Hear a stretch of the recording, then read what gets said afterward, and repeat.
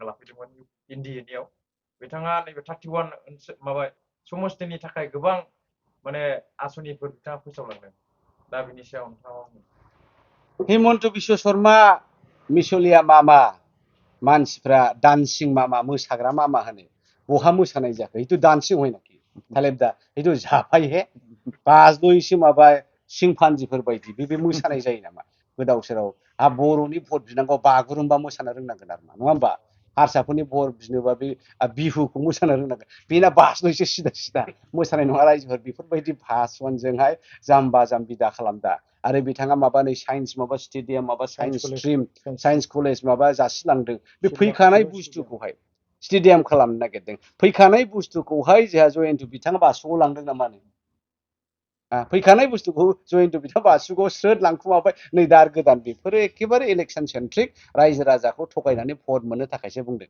दा बाथ्राया सैथो बाथ्राया नैबेसो रायजोफोर इउपिपिएलआबो बोरैहाय बिजेपिनिफ्राय उदां जानो हागोन बेखौसो नागिरगासिनो दङ बेस्राफा दा बेखायनो कंग्रेसआ बे इउपिपिएलखौबो बिजेपिनि आखाइनिफ्राय उदां खालामगोन कंग्रेसआनो बिपिएफखौबो बिजेपिनि आखाइनिफ्राय उदां खालामगोन बे रोखा आरो आंनि मुख'आथ' ओरै 2025आव बिजेपिनि मोजां मोजां सेंग्रा बर' सेंग्राफोरखौ आं टिकेट लाजानो लुबैदों बिपिएफनाबो मोजां मोजां मानसिखौ सेंग्रा लाइमोनफोरखौ बासिथोंसै इउपिपिएलनाबो मोजां मोजां मानसिखौ बासिथोंसै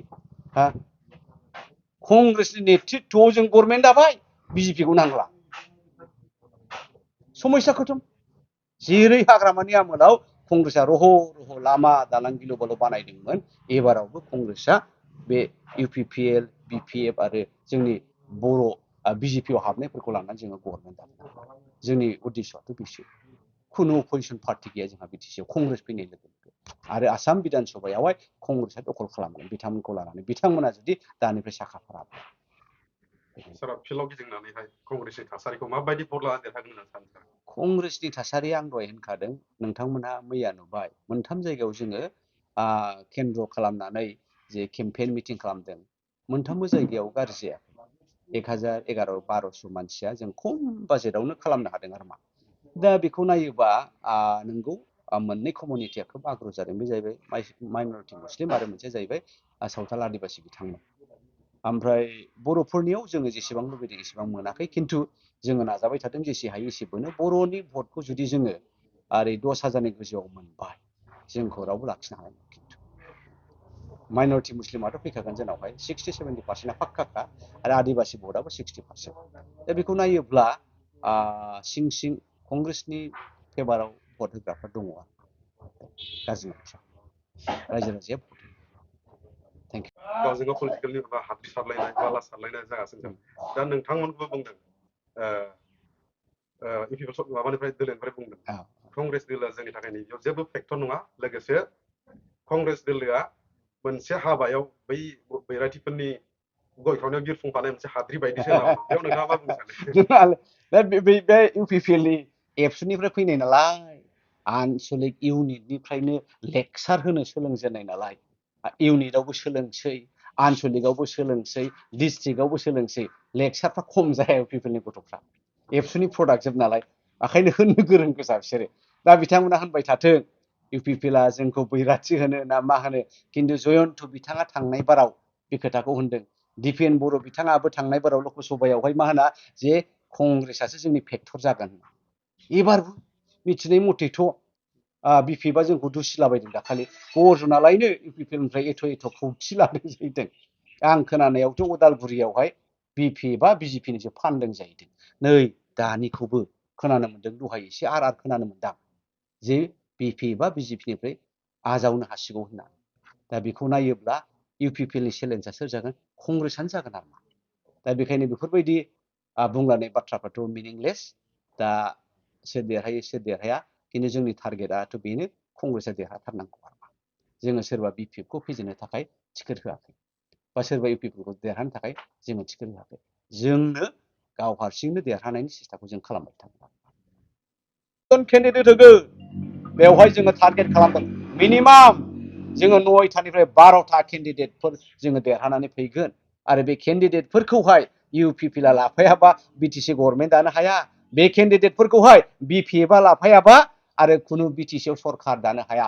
बेल' नङा रायजोफोर, एबार खोनासं 2026आव जोंनि मिशना हेमन्त बिश्व शर्मा हाथाव अभियान। जोंनि कंग्रेसनि मिशना जाहैबाय बे फामि बिबारखौहाय रोदायैनो बुखुनानै बुरलुंबुथुराव ज्राव गारहरनाय, बांलादेशआव बोहैलाङो ना पाकिस्तानाव बोहैलाङो, बोहैबाय थाथोंसै रायजोफोर।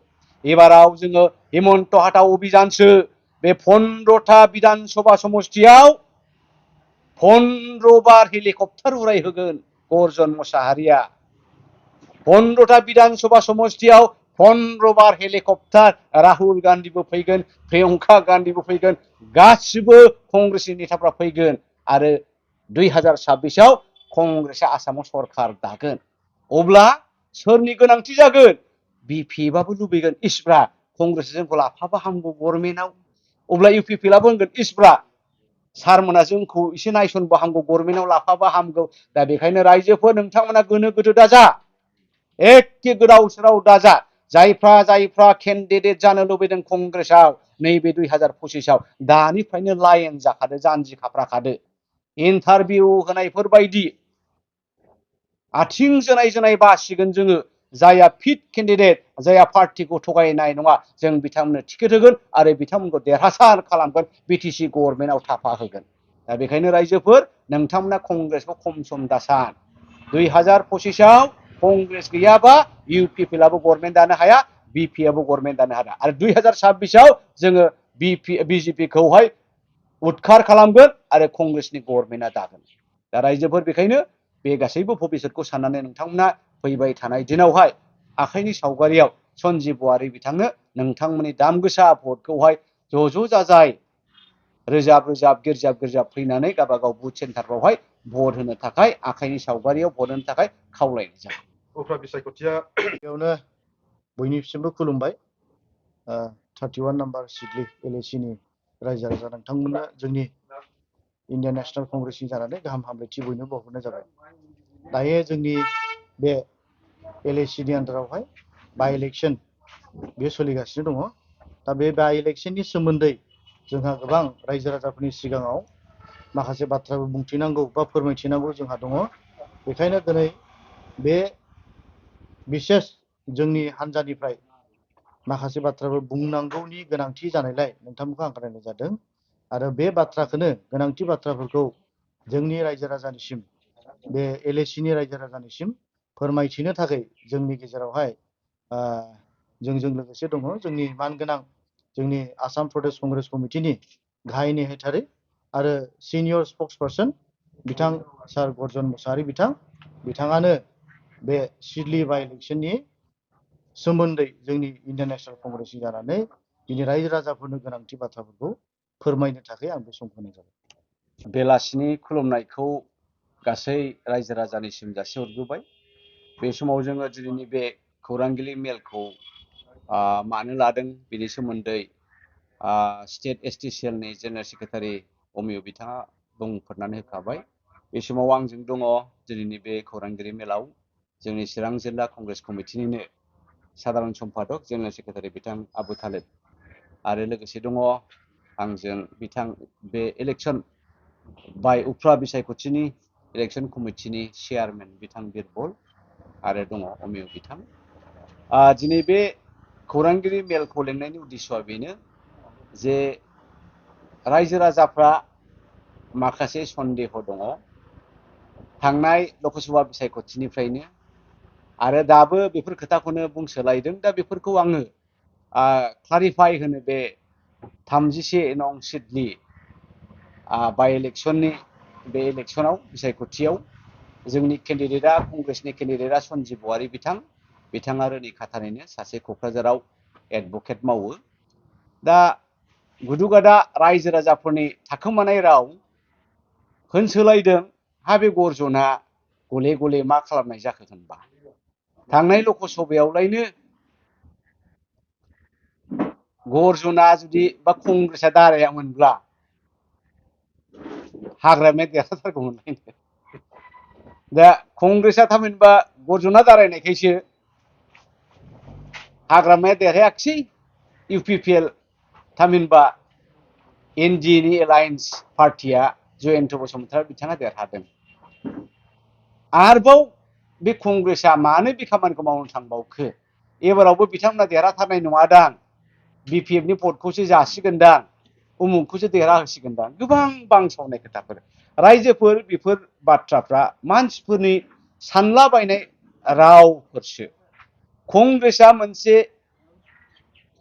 नेशनेल पार्टी, भारत उदांस्रि खालामनाय बे इन्डियान नेशनेल कंग्रेस, बिपिएफ जोनोम जायैनि सिगांनो, इउपिपिएल जोनोम जायैनि सिगांनो कंग्रेसआ दंखायोमोन।